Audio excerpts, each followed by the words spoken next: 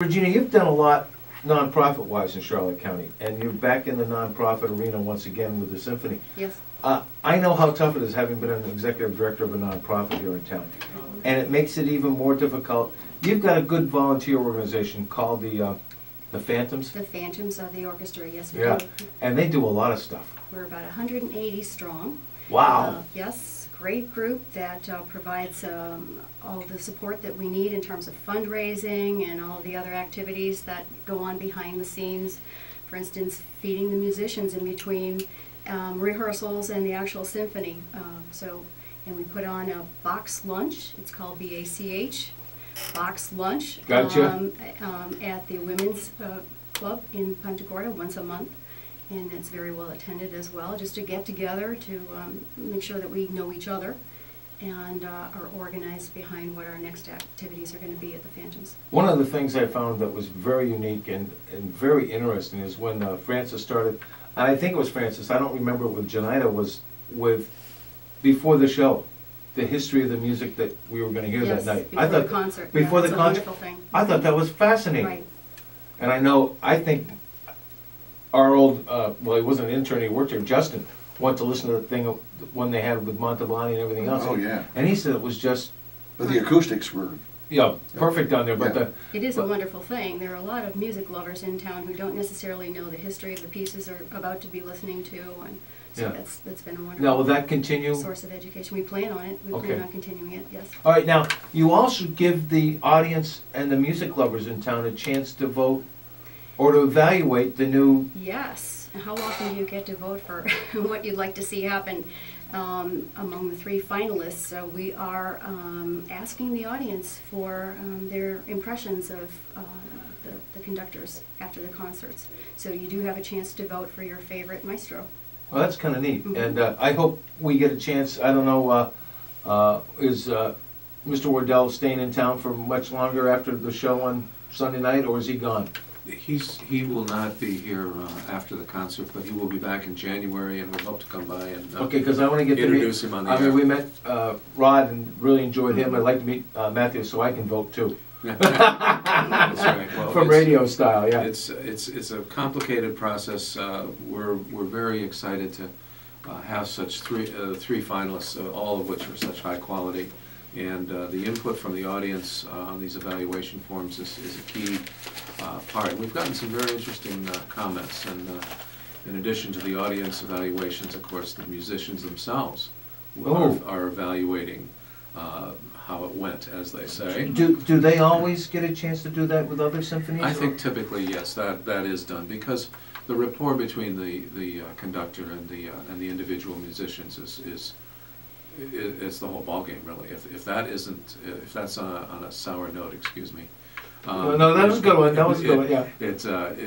Then the symphony just doesn't come across very well. So the musician's input is key. Francis Wada's input is very important. The audience input, and the board will, of course, have something to say too, I'm sure. Without question. Tommy just asked if Joan Lashley was still involved with the board, and you told us yes. And she's been an integral part of the symphony for quite some time. Absolutely. Joan is, whenever I have a question, which is frequently, I always know where to go to get the answer, and that would be Joan Lashley. She's been involved in the symphony for many, many years as the immediate past president of the board, and she is just a tremendous asset and supporter of the symphony. Yeah, we had a couple who was very big in the symphony years ago, the Millers and Norman Doris, and they would call us every Monday with a report from the symphony over the weekend. This is going back years ago, which might be something we want to talk about in the future, about doing that, about the symphony, you know, how the performance went and that kind of thing. Because you know, she was a member of the symphony group and everything else, and I didn't know anything about it. And that's how I got to know Janita, and Francis, of course, he is, I don't know if you can have a better ambassador. That's correct. For the Charlotte County Symphony. And we're very fortunate. And with that, what are some of the other things that, I know I don't want you to spill the beans, Regina, about things that you have planned, but you've got Raphael coming in to conduct. are you looking for different styles of conductors right now, Bill and Regina? I mean, what is it that you're looking for that would intrigue you the most? I know,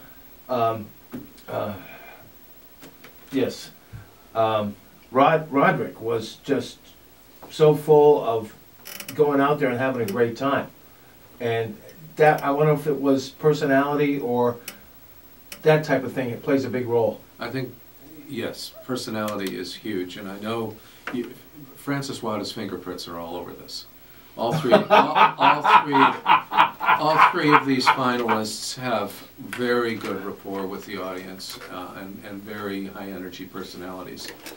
Each of the three finalists we have asked to conduct twice, a Pops concert and a classical symphony concert. Interestingly, those skill sets are very different. There are very good Pops conductors all over the world. John Williams comes to mind from your neck of the woods.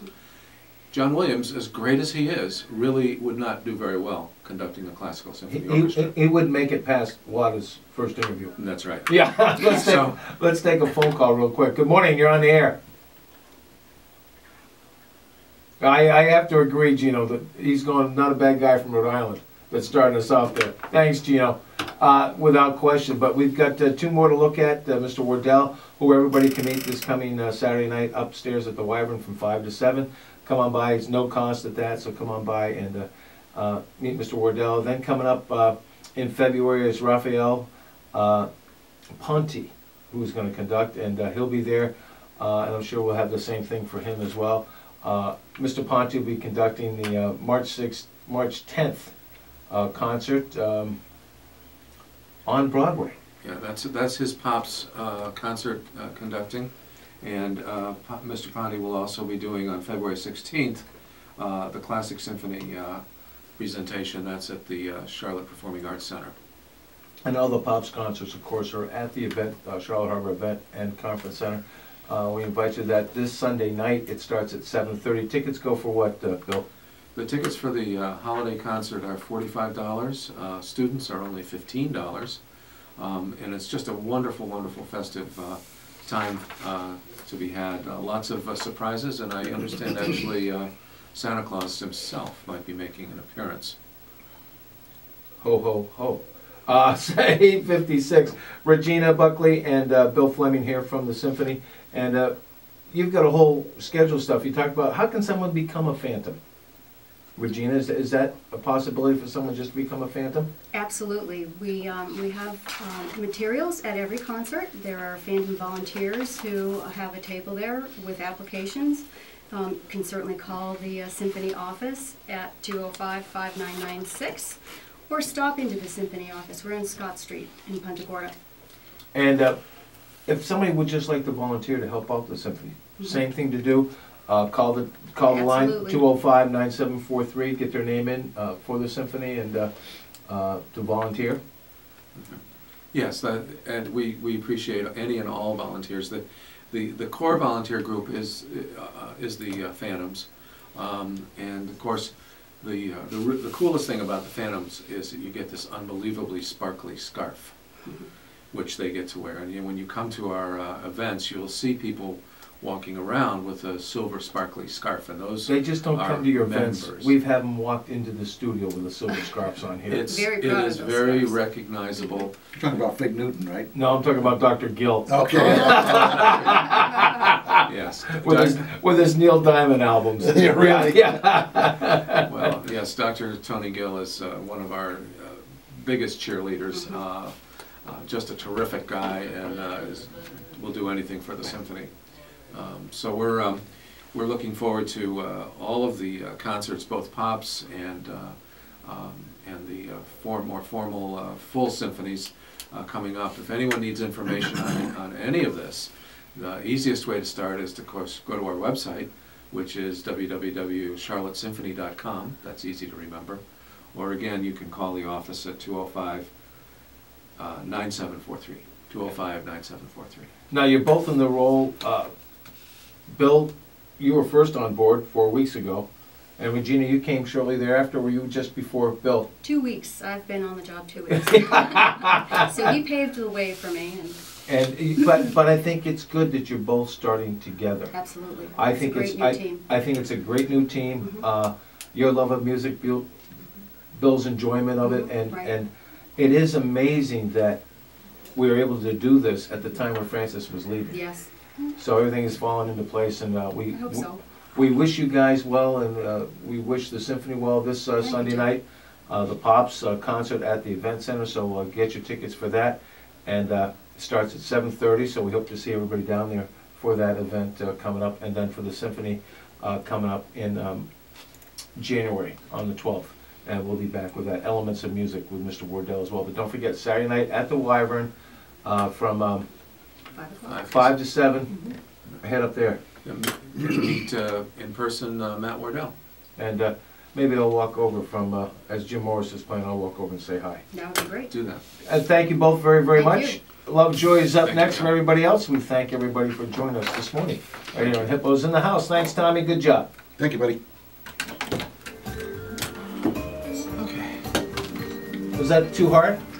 Relatively painless. That's, yeah. Except for No, the it's except great. for the ancient history part, right? Yeah. Well, let's see now. Those people are all dead. Good one.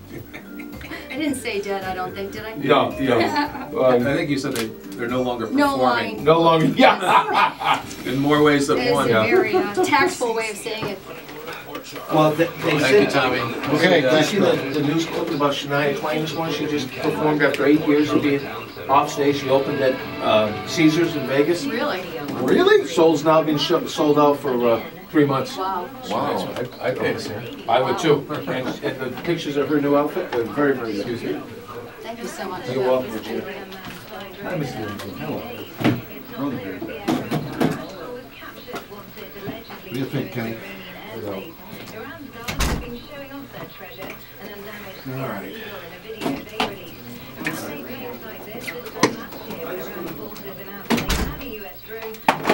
Lost by US forces in neighboring Afghanistan. But this time the US says that all their drones are accounted for. Other nations in the Gulf have similar drones in service.